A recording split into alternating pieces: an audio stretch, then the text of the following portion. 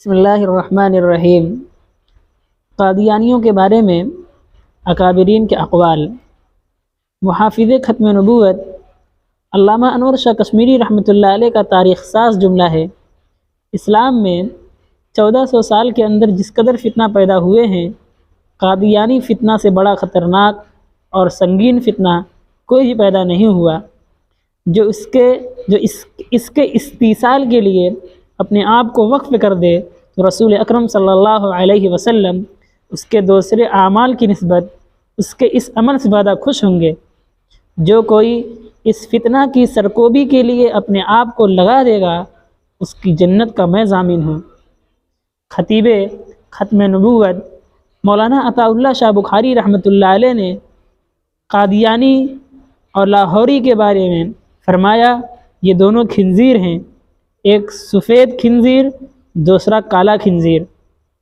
عاشق ختم نبوت علامہ اقبال رحمۃ اللہ علیہ نے قادیانیوں کی حقیقت اور اصلیت ظاہر کرتے ہوئے کہا، قادیانی اسلام اور ملک دونوں کے غدار ہیں۔ قادیانیت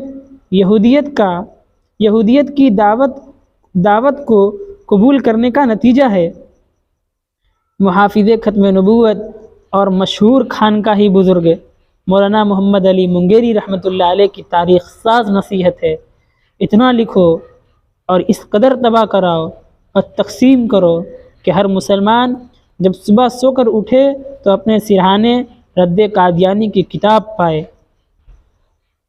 سعودی عرب شاہ فہد نے قادیانیوں کے حج پر آنے کی درخواست پر کہا، مرزا قادیانی ملعون کا توقع غلامی اتار کر آئیں تو دل و جان سے مہمانداری کریں گے، اور اگر ایسا نہیں کیا تو یاد رکھو یہ سرزمین حجاز ہے۔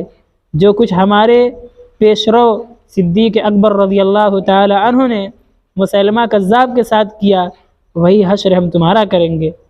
حکیم الاسلام قاری محمد طیب قاسمی رحمۃ اللہ علیہ سابق محتمم دارالعلوم دیوبند نے فرمایا، دارالعلوم دیوبند تقسیم ملک سے برس پہلے باتفاق علماء بر صغیر ختم نبوت کے بنیادی عقیدہ کے انکار پر قادیانی فرقہ کو مرتد اور اسلام سے خارج قرار دے چکا ہے۔